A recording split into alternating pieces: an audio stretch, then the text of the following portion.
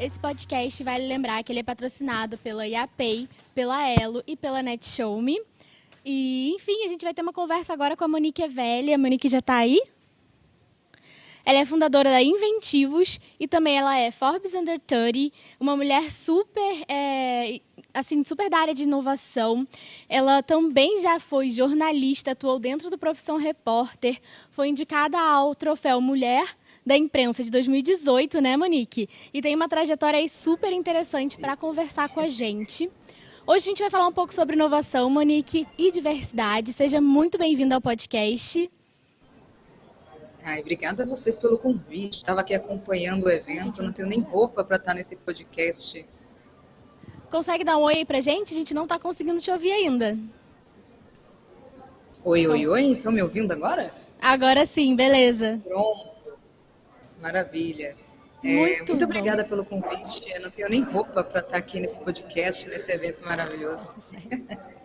Imagina, Monique, a gente que fica muito feliz de te receber aqui.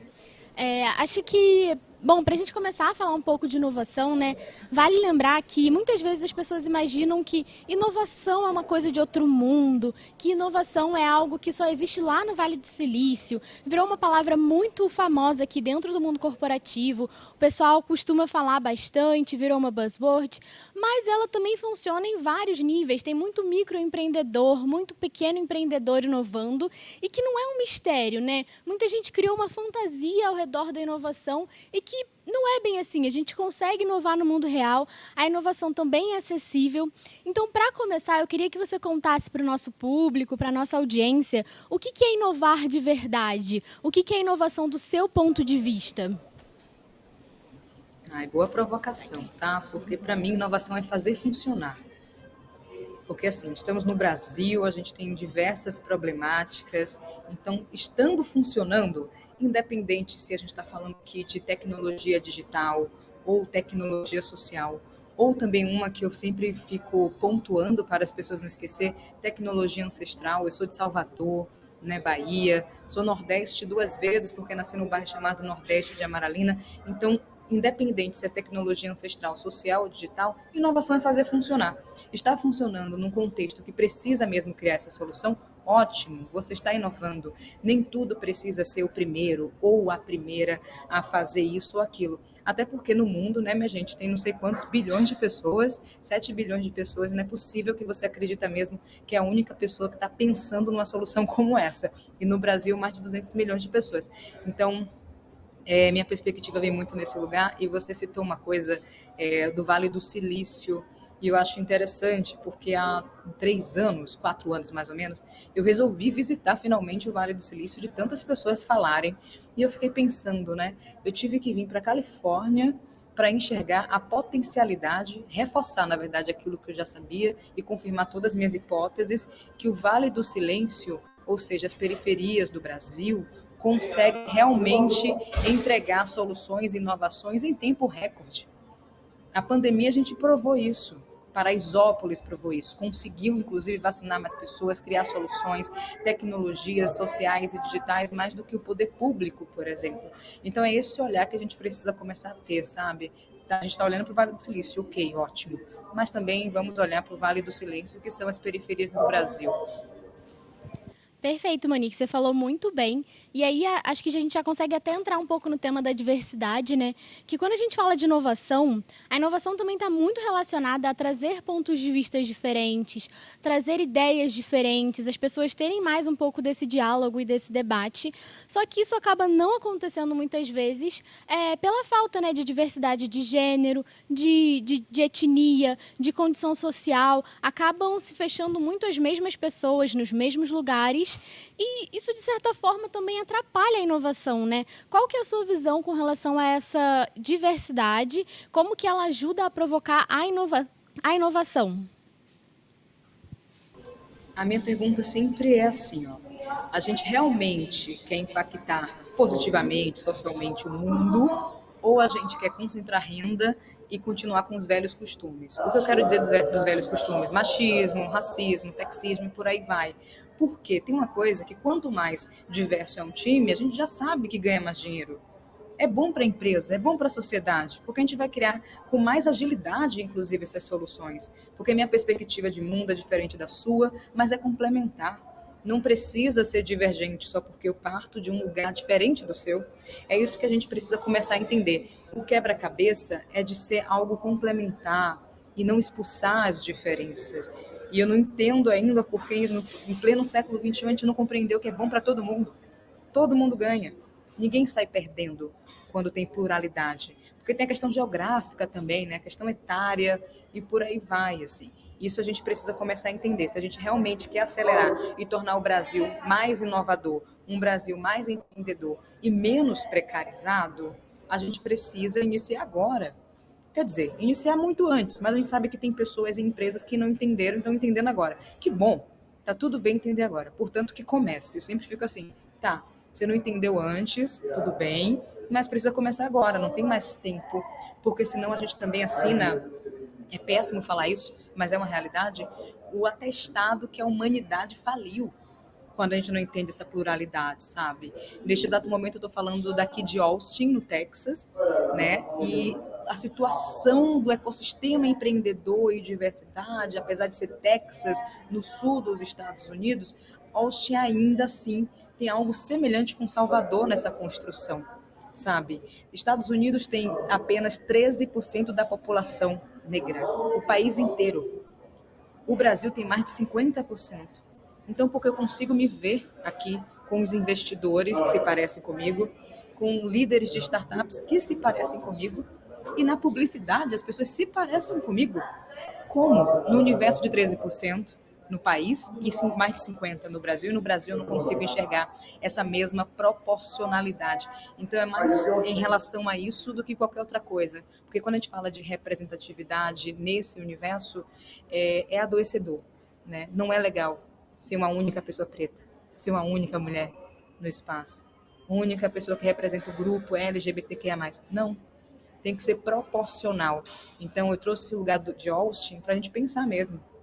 Como é que um país que tem apenas 13% de pessoas pretas conseguem se liderar empresas, pessoas pretas conseguem liderar empresas, e a gente sempre olha para os Estados Unidos como referência, porque a gente não olha nesse lugar da diversidade também.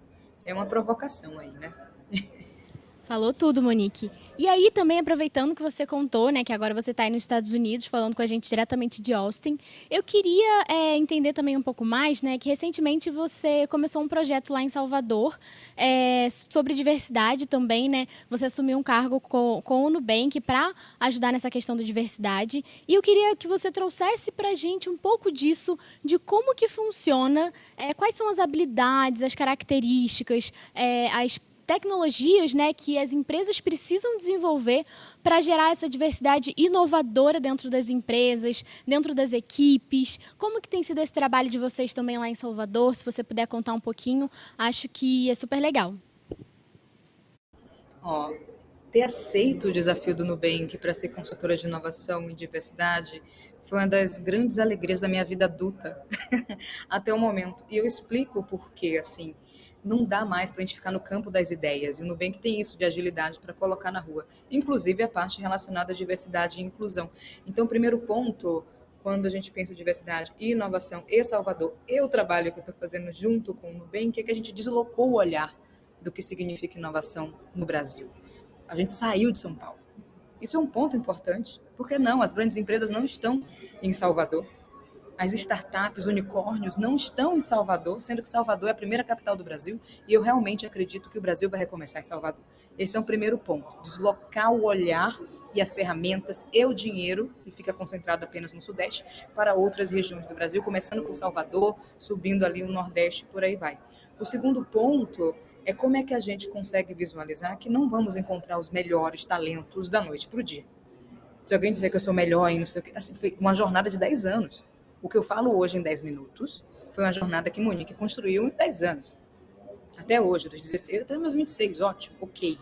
Agora, como é que a gente constrói um olhar atento, enquanto time também, para encontrar pessoas dispostas e disponíveis para o desafio? Porque isso dá muito mais tesão para a gente construir coisas legais, incríveis e plurais. porque tem várias pessoas dispostas e disponíveis só esperando a nossa convocação enquanto sociedade, enquanto empresa, enquanto startups. Esse é o segundo ponto. E o terceiro é como é que a gente investe nessas pessoas e investe também nas ideias dessas pessoas. O que eu quero dizer é isso? A gente está falando de Nubank, né? O maior banco digital independente do mundo. Tem a questão do acesso, como é que facilita? Além de todas as ferramentas que a gente já tem, por que a gente não forma essas pessoas também? Por que a gente não prepara uma próxima geração independente se depois vai ser contratado ou não para o Nubank ou para outras empresas do mercado? Existe uma responsabilidade. Toda empresa, independente do Nubank, toda empresa que nasce, tem uma responsabilidade social. Por mais que não nasça pensando, eu sou um negócio de impacto, não. Só você existir, você precisa entender que não existe planeta B. Por mais que os bilionários queiram aí, estão tentando colonizar Marte o mais rápido possível, não existe planeta B porque a gente não resolveu. Então, esse terceiro ponto de sim distribuir renda, contratando pessoas e formando novos talentos, para que esses novos talentos não precisem sair da terra. Quando eu falo de Salvador, eu tive que sair de Salvador por um tempo e retornei para Salvador. E ainda quando eu retorno, recebo um desafio desse do Nubank, que é maravilhoso, para não querer ir embora de novo. Então, esse lugar de distribuição de renda, contratando, distribuição de renda, investindo, porque a gente criou um fundo também chamado Semente Preta para investir em startups lideradas por pessoas pretas, diz muito sobre o caminho de diversidade e inclusão, sabe? Então, esses 3 pontos eu posso compartilhar com vocês, que eu estou vivendo na prática, com agilidade, e outras coisas vão vir por aí, né, minha gente? É claro. Mas também acredito que isso pode ser utilizado também em outras empresas. Não precisa ser exclusivo no Nubank. Se está dando certo, gente, repliquem. Façam isso também em outros lugares. É isso aí. E você comentou também de um conceito que eu não sei até onde a nossa audiência conhece, que é a questão da tecnologia social. Você pode contar o que é isso e qual que é a importância dela nessa conversa sobre diversidade e inovação? Maravilha. Tem uma coisa que nas periferias do Brasil, quando uma pessoa... Vou dar meu exemplo, né? Eu criei o Desabafo Social na minha periferia chamado Nordeste de Amaralina. Eu criei porque eu queria resolver um problema do território, ponto. Não sabia que isso era empreendedorismo, que poderia ser um negócio. Eu tinha 16 anos, minha gente. Eu não sei o que poderia ser. Hoje eu estou aqui conversando com vocês falando sobre isso, mas inicialmente não, ponto. Mas a partir do momento que eu realmente consigo encontrar uma solução, que na época era traduzir e decodificar direitos humanos relacionados à raça e gênero de uma forma que a maioria das pessoas entendam, e eu fiz isso através do futebol e das novelas, e funcionou, isso é uma tecnologia social. Independente se eu vou usar meios digitais ou não. Então, toda solução literalmente criada, desenhada, pensada para a gente alcançar os territórios, que pode ser escalável também ou não, a gente considera uma tecnologia social. O problema é que a gente não consegue enxergar como tecnologia e muito menos como inovação, porque o que vem da periferia as pessoas chamam de gambiarra, entendeu? Então, não, nunca a gente vai ver inovadores nas periferias, empreendedores nas periferias, tecnologias nas periferias. Não, não iremos ver enquanto a gente batizar tudo que é criado nesses territórios como em gambiarra. Então, por isso que é difícil explicar, porque a nossa mentalidade já vai, fulano fez gambiarra. Tipo, não, fulano criou uma inovação para o território que pode ser replicado em outro. Só que a gente não vai conseguir escalar se a gente não tiver investimento. Se o investimento estiver concentrado em um único lugar, em Salvador. Não dá para ser apenas na região da Barra ou do Iguatemi. Tem que ser no Nordeste da Amaralina, na Liberdade e no Curuzu. Sabe? Então, é esse entendimento. Isso é um pouco do renomear as coisas, né? Muitas vezes a gente lida como gambiarra, como você falou, e não é gambiarra, né? É renomear isso para dar o devido valor que todos esses processos têm e muitas vezes não ganham, né? E muito interessante você comentar um pouco sobre essa questão dos eixos, né? Sair um pouco desse eixo Rio-São Paulo, ou até mesmo Sudeste, que é tão comum. Você sempre fala que, mesmo estando aí dos Estados Unidos, mesmo estando de qualquer lugar do mundo, você sempre tenta se conectar com jovens empreendedores, jovens periféricos, jovens negros, para trazer mesmo essa inspiração, para falar, olha, o que você está fazendo, isso tem muito valor, isso é relevante. Quais são as dicas que você traz para esses jovens? O que você geralmente gosta de compartilhar e mostrar da sua trajetória, como erro, como acerto, para eles se inspirarem e continuarem essa caminhada? sempre é muito difícil, tá? Porque eu sou péssima, assim, em questão de conselhos e tudo mais, mas tem uma coisa que eu sempre destaco, que assim, não vai ser fácil. Não vai ser, mas é super possível, porque não precisa fazer sozinho. Porque quando eu tinha 16 anos, a gente queria mudar o mundo, vamos fazer tudo sozinho, ninguém me entende. A ansiedade faz com que a gente não consiga enxergar o próximo passo, né? Essa ansiedade. 10 anos depois estou melhor um pouco, eu acho, sabe?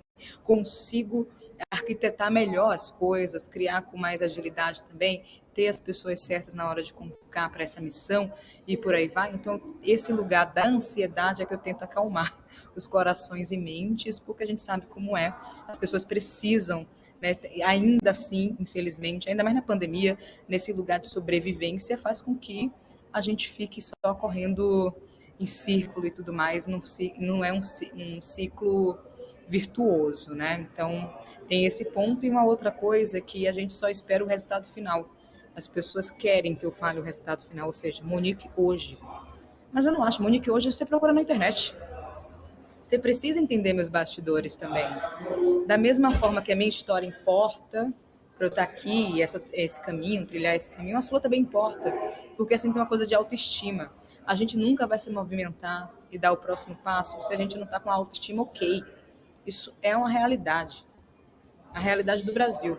A gente teve uma época aí que Pelé era o rei. Imagina, antes da ditadura, durante a ditadura e depois da ditadura. E o Brasil foi para o mapa do mundo por conta de Pelé, sabe? E agora, o que faz as pessoas terem autoestima?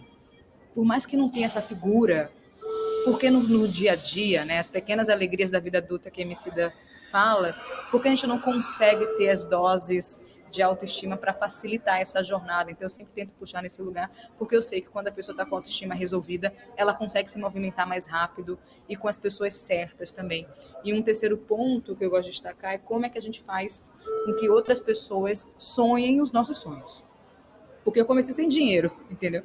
Sem dinheiro, sem apoio, sem nada, todo mundo dizendo que era uma loucura o que eu estava fazendo, que eu tinha que me concentrar apenas na universidade, mas eu já estava na universidade, posso fazer os dois, não tem problema. Sempre falava que tem que ser uma única coisa. Para que uma única coisa se eu sou multipotência? Então, assim, respirem, sabe? Você pode ser multipotência, você também pode ser uma única coisa, mas a única coisa que importa é a questão do acesso que você pode ter fazendo suas redes, do nome e sobrenome que importa também, ou seja, pessoas negras sempre são apelidadas, né? Neguinho é isso, neguinho é aquilo. Reforça o seu nome e sobrenome, assim como reforça o meu, Monique Evelyn. É importante. Mulheres negras, como diz Lélia Gonzalez, precisam sempre dizer nome e sobrenome, senão o racismo coloca o nome que quiser. Então, acesso, nome e sobrenome e o poder de escolha. O poder de escolha é o que mais demora, inclusive, assim, porque precisa ter uma estrutura para esse poder de escolha, dizer sim, dizer não acontecer. Mas é possível, é difícil, ok? Mas é possível começar uma jornada, inclusive parecida com a minha, enquanto empreendedora, sem estrutura suficiente, mas você precisa de rede, de apoio e investimento, sim, para continuar na jornada e ser mais potente o resultado que você já gera na sua periferia, na sua quebrada, sabe? Então, muito nesse lugar, assim, para não ser a única. Não quero que isso seja um fardo. Monique não pode ser a única mulher preta empresária que consegue faturar, consegue lucrar, consegue ter funcionários. Não é possível, sabe? Tem que ser uma realidade de mais pessoas que se pareçam comigo. Exatamente, né? Cada vez trazer mais e mais pessoas para esse lado. E também um pouco do que você falou agora, que eu achei muito interessante, foi assim, eu não gosto muito de dar conselhos, mas eu conto às vezes sobre os meus bastidores, como que foi a minha trajetória. Você tem algum aprendizado assim que você teve, tanto alguma coisa que você acha que foi tanto um acerto quanto um erro, ou um pouco dos dois, né? Porque nada é tão assim, tão dualístico na nossa vida, que você gostaria de compartilhar, que foi uma coisa que te marcou na sua trajetória? Ai, várias coisas me marcaram assim, mas acho que esse momento de decidir o caminho, sabe? O que eu quero dizer com isso? De 2016 para cá, muitas solicitações e pedidos aconteceram e eu até me assustei. Falei, por que, gente? Assim, o que é que está acontecendo? E na época eu só tinha um desabafo social também. Tinha testado algumas outras empresas que não deram muito certo, queria com Mase, rede social Ubuntu. Aí eu falei, não, vou focar aqui em outra coisa. Só que aí eu fui para a TV, eu achava, enfim, comunicadora, ótimo, gosto disso. E depois de 1 ano e meio eu pedi demissão, sabe? E as pessoas não entendiam. De um lado, quando eu entrei, tinha um grupo que falava, é um absurdo trabalhar na Rede Globo. Aí eu falei, tá, vocês falam que eu tenho que representar, que eu tenho que criar isso, aí quando eu consigo, não posso acessar esse lugar que é meu também, inclusive. Então foi uma crise isso, e no final, quando eu pedi demissão, um grupo falava, como você está pedindo demissão da maior emissora em rede nacional, inclusive, que eu estava no Profissões, né? E ali eu entendi, e foi muito difícil também pedir demissão, porque meu sofrimento estava, tá? Hoje eu não consigo olhar para o desabafo social e hoje eu não consigo criar nada além disso aqui. Porque eu não tenho tempo, não tenho energia. Eu fazia reportagens de feminicídio, racismo. Uma mais leve que eu fiz, que eu posso dar, foi de sertanejo. Que depois acabou não tão bem para a pessoa que eu entrevistei, sabe? Que eu acompanhei. E nisso eu fiquei assim, tá, eu adoro comunicar, eu adoro acompanhar a história de pessoas, mas quando eu compartilho meu conhecimento na área de negócios, eu também estou entendendo e ouvindo história de pessoas. Então tudo bem eu pedir demissão e tentar outra coisa, e isso foi uma crise, assim, né? O que poderia acontecer depois de pedir demissão da maior emissora do país. E o mais interessante é que eu fiquei uns 6 meses viajando o Brasil, mapeando inovações políticas nas periferias. E quando eu falo em inovações políticas, não é institucionalizada, tem que ser prefeito. Inovações políticas nada mais é que quando uma periferia consegue criar uma inovação mesmo, uma solução, uma tecnologia social, ela consegue relacionar, mesmo sem perceber, que está colocando em prática o que está na Constituição. Direito à educação, direito à cultura.